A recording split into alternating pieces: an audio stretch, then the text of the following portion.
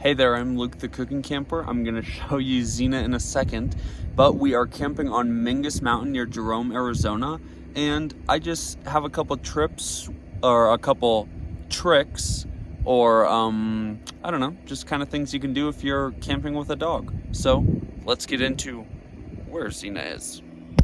So, can you see her? She's literally never done this before, but on this trip, she wants to hang out under the camper. It is, it's a little toasty, not nearly as hot as it is in Surprise, Arizona, where we're from, but she is just chilling under there. And that kind of brings me to the first, not even really a tip, it's just something that you absolutely cannot forget, which, honestly, we have before. Dogs need water. And especially if she's outside a lot more than she normally would be at home. Oh, do you want some? Do you want some water? Or are you not thirsty right now? You're not thirsty. But they definitely need to stay hydrated. Zena, sometimes it's almost like she doesn't want to drink water when we're out camping. We don't know why. But we really have to kind of motivate her. So that's just one thing that you really need to constantly check, is if your dog is drinking water, and if they're not, try to get them to drink water. Another thing that I think can be overlooked if you don't really think about it is temperature changes. So Zena is obviously used to being pretty hot most of the time down in the valley of Arizona. So when we come up to a place like Jerome, to people who live here year-round, the nights aren't that cold, but to people like me and to dogs like Zena, if you're outside and it's dark outside, it's pretty darn cold. So, like, she has her summer cut for being in the valley, but if it's going to be cold at night, we always bring her sweaters so that if we are outside past dark, she's not like totally freezing. And obviously she sleeps on the bed with us, so she gets wrapped up in the blankets just like we do. Because sometimes I think it's easy to pack for yourself as a human and say, oh, well, I'm going to be cold or I'm going to be hot, so I'm going to pack certain clothes or certain blankets.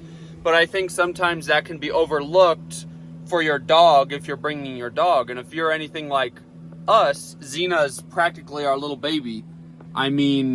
She matters just as much as we do in the whole equation of everything, but in the whole equation of camping. So that's another thing that we always try to remember when we're camping, is we try to pack her the appropriate clothes and appropriate layers. And tip number 3, or the third thing that you need to remember, is sure, Zena is used to being hot. Sure, it's not as hot here on Mingus Mountain near Jerome, Arizona, but it's been sunny all day. So if Zena is going to walk anywhere, I still need to feel the ground. So like right now, honestly, it's pretty toasty. She's fine standing there, but I would definitely not go on a walk with her right now because the ground is just too hot. Like I said, even if it's not super hot outside, if it's sunny all day, the ground can still be really hot, and we don't want to hurt or burn Zena's little paws. So let's move on to the next trick. Honestly, this one is not really a trick. It's just like us begging you to do this. But if you are free camping like us, boondocking in the middle of nowhere, absolutely 150 bajillion% do not leave your dog in the camper while you go out and do other things. It's just not chill, okay? Maybe if you're at a KOA and you're plugged in, you got the AC on, then you can leave for a little bit, but absolutely not happening if you're just off-roading and boondocking like us. Now, the 2-in-1 part of this little thought is, if you're planning on going places, obviously your dog needs to come with you. So you need to have everything you need for them. So you need some sort of a harness or a collar and a leash. This is a collar, this is a harness leash combo. And if you're going to be walking around in public or anything, if you're going to be going to town, or you're walking around an actual campsite, you need poop bags. Because nobody, no matter how cute the dog is, I promise their poop is not cute and nobody wants to see it. Now, the fifth thing I want to mention should be thought about way in advance to actually going camping. So, if you're camping with a four-legged little puppers, obviously you don't want to go somewhere where they don't have anything to do, or somewhere where they would have to stay in your camper, which, like I just said, you should never ever do anyways. So you need to plan in advance where you're going and what activities or what places your dog is allowed to do or go with you.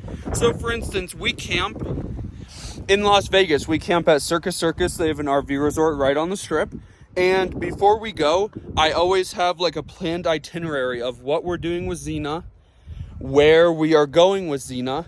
Now, like I said, if you're plugged in, it has AC, yes, you can leave your dog. So at some points while we're in Vegas, she stays in the plugged in camper. The point earlier was, if you're not plugged in, there's absolutely no way that I would leave Zena in there. I mean, can you even imagine how hot it would get in there with all the doors shut and no AC right in the middle of an open campsite with beating sun all day? But yeah, so that goes into thinking about what your dog can do. If you're boondocking, obviously everything you do has to be dog friendly. If you're going somewhere like Vegas or to a KOA, not everything you do has to be dog friendly, but at least some of it should be, right? I mean, your dog shouldn't just be locked up in the camper the entire time, even if there is air conditioning. And another thing that Zena does on camping trips, and I don't know if other people's dogs do this too, but just like the water, it's almost like she really needs to be motivated to eat her food. So when we camp, we have a lot of like Zena friendly human food that she eats with us. So that's another thing, is you just have to make sure and watch them. Like there's been camping trips before we kind of realized this, and we just kind of left her food dish out and didn't really pay much attention to it. And then by the time we're done camping, we're like, she has literally eaten like no food at all. So that's just one thing you need to keep an eye on. Like I said, I don't know if other dogs are like this. Maybe it's just a Zena thing, but we really have to keep on her to make sure that she is eating and drinking like her normal amount. And obviously there's literally a million other things to think about when you're traveling and camping with a dog. But just a couple other random things I just thought about was, we always bring at least one or two of her toys with her. So if we're going to be sitting like right outside the camper for a long time, if she wants to, she can play with one of her toys. And every night, I mean, at home, she has a doggy door, so she can go out whenever she wants. So she's used to going to the bathroom in the middle of the night.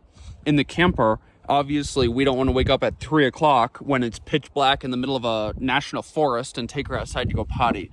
So every night before we go to bed, as we're winding down, we try to get her to go potty. And really, those are kind of the main points that I could think about when we were thinking about the trip we're on right now. Look at how cute she is. I couldn't imagine camping without Zena. It would be so boring. If you liked this video, make sure to give us a big thumbs up, comment down below, and subscribe to our channel. Don't forget to hit that bell so that you see the next time me and Zena upload a new video. Get out and enjoy what God has given us, and get out and enjoy nature and food as much as we do. Have a great one.